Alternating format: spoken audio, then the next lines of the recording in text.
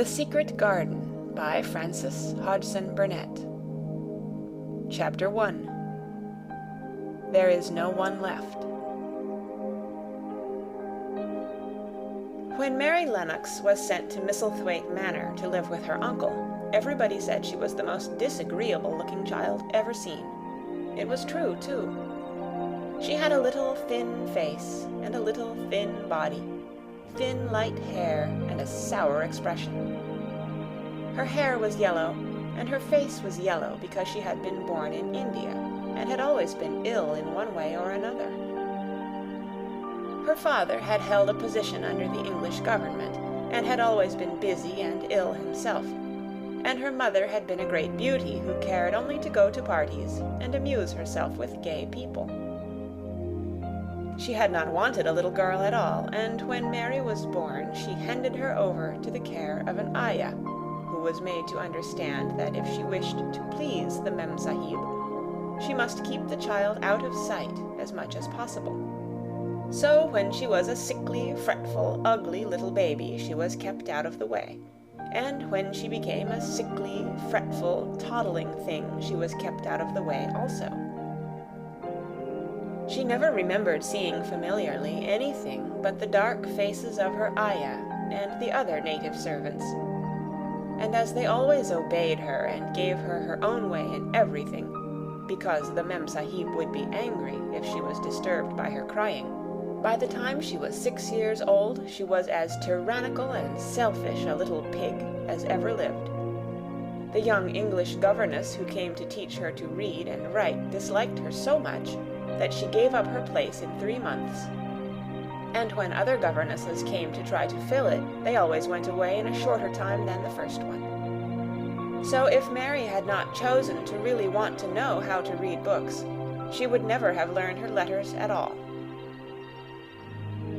One frightfully hot morning, when she was about 9 years old, she awakened feeling very cross, and she became crosser still when she saw that the servant who stood by her bedside was not her ayah.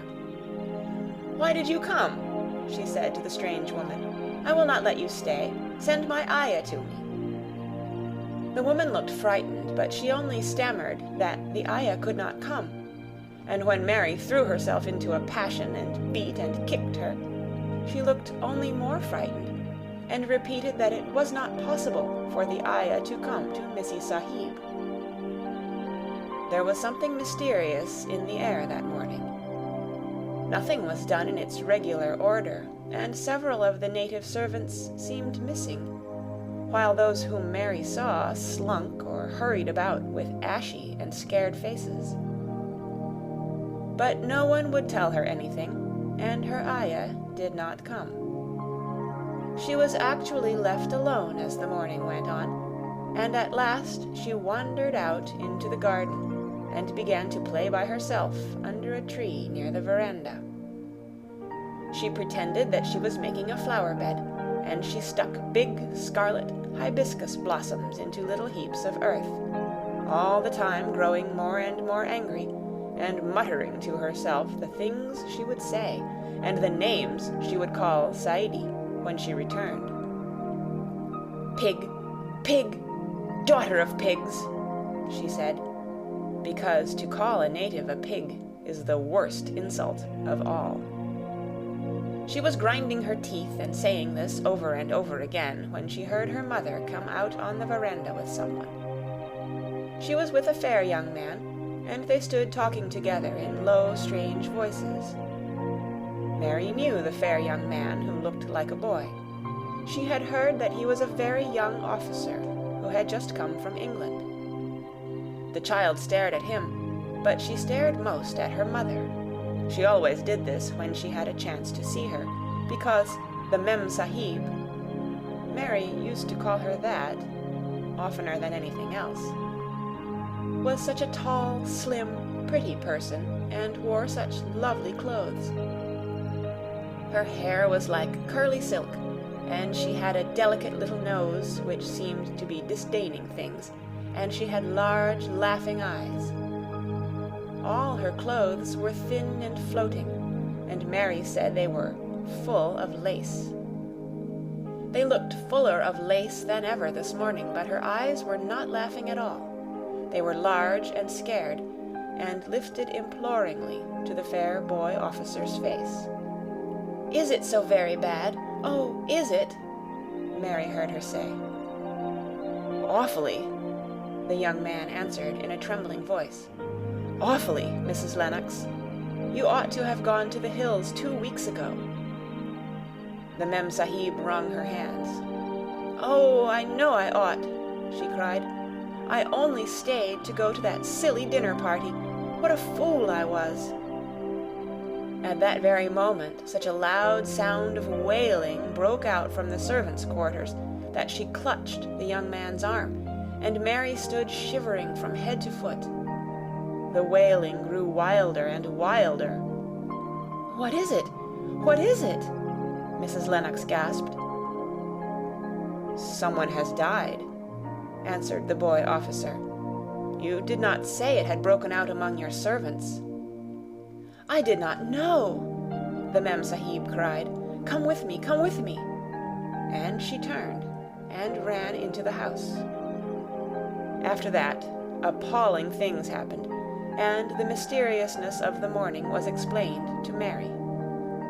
The cholera had broken out in its most fatal form, and people were dying like flies. The ayah had been taken ill in the night, and it was because she had just died that the servants had wailed in the huts. Before the next day, 3 other servants were dead, and others had run away in terror. There was panic on every side, and dying people in all the bungalows. During the confusion and bewilderment of the second day, Mary hid herself in the nursery, and was forgotten by everyone. Nobody thought of her, nobody wanted her, and strange things happened of which she knew nothing. Mary alternately cried and slept through the hours. She only knew that people were ill, and that she heard mysterious and frightening sounds. Once she crept into the dining room and found it empty, though a partly finished meal was on the table, and chairs and plates looked as if they had been hastily pushed back when the diners rose suddenly for some reason. The child ate some fruit and biscuits, and being thirsty, she drank a glass of wine, which stood nearly filled. It was sweet, and she did not know how strong it was. Very soon it made her intensely drowsy, and she went back to her nursery and shut herself in again, frightened by cries she heard in the huts and by the hurrying sound of feet. The wine made her so sleepy that she could scarcely keep her eyes open, and she lay down on her bed and knew nothing more for a long time. Many things happened during the hours in which she slept so heavily, but she was not disturbed by the wails and the sound of things being carried in and out of the bungalow. When she awakened, she lay and stared at the wall. The house was perfectly still. She had never known it to be so silent before. She heard neither voices nor footsteps, and wondered if everybody had got well of the cholera and all the trouble was over. She wondered also who would take care of her now her ayah was dead. There would be a new ayah, and perhaps she would know some new stories. Mary had been rather tired of the old ones. She did not cry because her nurse had died. She was not an affectionate child, and had never cared much for anyone. The noise and hurrying about and wailing over the cholera had frightened her, and she had been angry because no one seemed to remember that she was alive. Everyone was too panic-stricken to think of a little girl no one was fond of. When people had the cholera, it seemed that they remembered nothing but themselves. But if everyone had got well again, surely someone would remember and come to look for her. But no one came, and as she lay waiting, the house seemed to grow more and more silent. She heard something rustling on the matting, and when she looked down, she saw a little snake gliding along and watching her with eyes like jewels. She was not frightened, because he was a harmless little thing who would not hurt her, and he seemed in a hurry to get out of the room. He slipped under the door as she watched him. "How queer and quiet it is," she said. "It sounds as if there were no one in the bungalow but me and the snake." Almost the next minute she heard footsteps in the compound, and then on the veranda. They were men's footsteps, and the men entered the bungalow and talked in low voices. No one went to meet or speak to them, and they seemed to open doors and look into rooms. "What desolation!" she heard one voice say.